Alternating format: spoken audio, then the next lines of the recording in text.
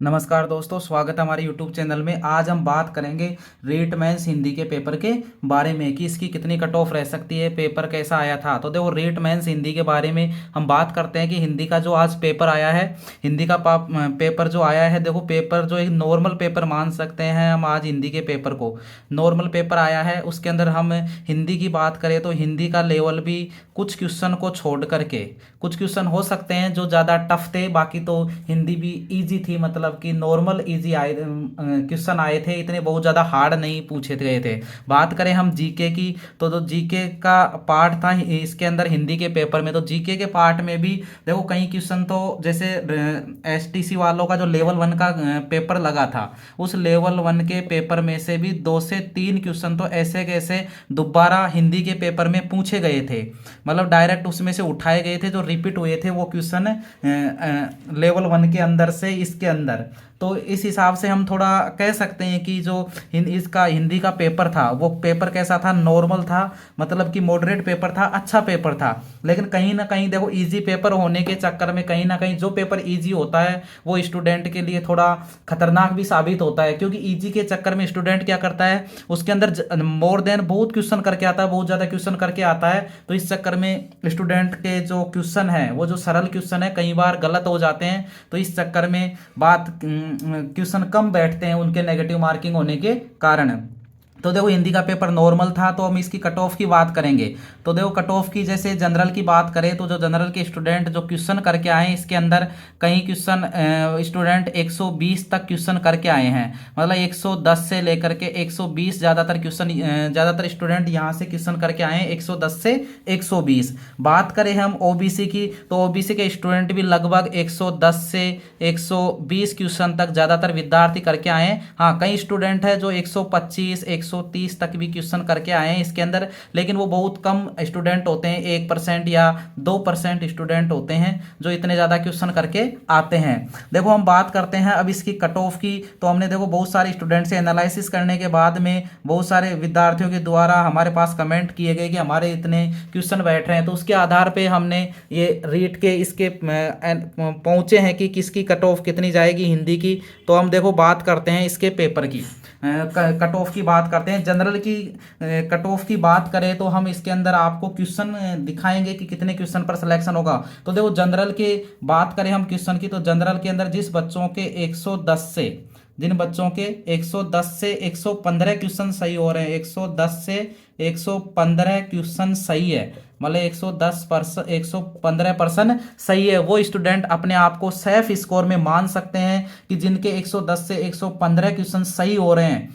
देखो इसके अंदर कई स्टूडेंट कह रहे हैं कि ज़्यादा कट ऑफ जाएगी, 120 से ऊपर जाएगी, 125 से ऊपर जाएगी। देखो हाँ, पेपर का लेवल इजी था, बट इसके अंदर कहीं ना कहीं देखो ज़्यादा इजी पेपर भी कई बार बच्चों को नुकसान देता है, क्योंकि नेगेटिव मार्किंग है। तो इसलिए हाँ, नेगेटिव मार्किंग नहीं होती इसके अंदर, तो 120 से अबाव या 125 के अभाव हम कट ऑफ मान सकते थे, क्योंकि उसके अंदर कई बार तुक्के भी लग जाते हैं नेगेटिव मार्किंग नहीं होने के कारण। तो इसके अंदर जनरल की कट ऑफ की बात करें तो 110 से 115 क्वेश्चन रहने की संभावना है, अनुमानित कट ऑफ है। हम आपको ये विश्वास या एग्जैक्ट नहीं बता रहे कि इतनी कट ऑफ जाएगी, देखो इसके ऊपर नीचे 2 या 3 क्वेश्चन हो सकते हैं। बात करें हम ओबीसी की, तो ओबीसी की कट ऑफ जो हम क्वेश्चन है 105 से 110 क्वेश्चन जिन स्टूडेंट के सही है वो इसके अंदर सेफ स्कोर के अंदर है। ओबीसी के अंदर ओबीसी के स्टूडेंट भी लगभग ज़्यादातर ने 110 से 120 क्वेश्चन या 125 तक भी कहीं ने क्वेश्चन किए हैं ज़्यादातर ने।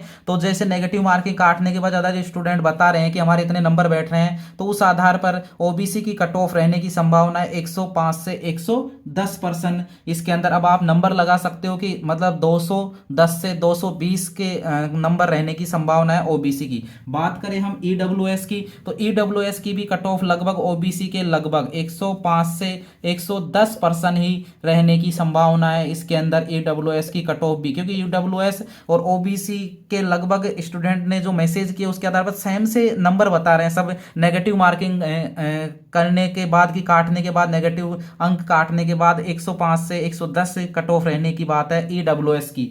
ईडब्ल्यूएस के हम बात करते हैं एससी की। तो एससी के स्टूडेंट की हम कट ऑफ की बात करें तो एससी की कट ऑफ रहने की संभावना अपने पास 100 से 105% के बीच में इसकी कट ऑफ रहने की संभावना है एससी की।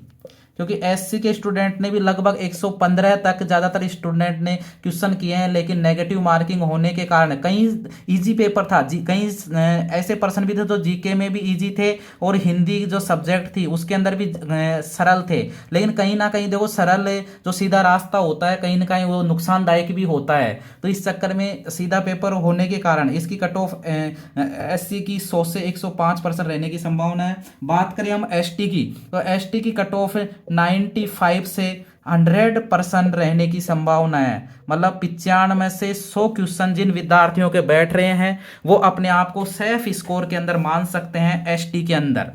क्योंकि एसटी के विद्यार्थियों ने भी ज़्यादातर ने 105 से 110 के बीच में क्वेश्चन किए हैं। तो कहीं या कहीं ने 115 तक भी क्वेश्चन किए हैं, लेकिन उनके लगभग 90 से लेके 100 तक के क्वेश्चन बहुत सारे स्टूडेंट के बैठ रहे हैं। तो इसकी कट ऑफ 95 से 100% रहने की संभावना है। बात करें हम एमबीसी की, तो एमबीसी की कट ऑफ भी लगभग 100 से 105% रहने की संभावना है। कई सारे स्टूडेंट से हमने एनालिसिस किया, तो एनालिसिस से हमने इसके बाद पहुंचे कि 100 से 105% रहने की संभावना है एमबीसी की भी। तो ये हमने आपको एक अनुमानित कट ऑफ बताई रीट हिंदी की। तो इसके ऊपर नीचे देखो प्लस माइनस जिंदगी में चलता है कि किसी का माइनस भी हो सकता है प्लस भी हो सकता है। तो इसके अंदर 1-2 क्वेश्चन माइनस भी हो सकते हैं, 1-2% ज़्यादा भी हो सकते हैं आपके, कि जैसे 115 की जगह 118 हो गए, या फिर 110 से माइनस हो गए कि 107 हो गए, 108 क्वेश्चन इतने हो सकते हैं। तो ये हमने आपको एक अनुमानित कट ऑफ बताई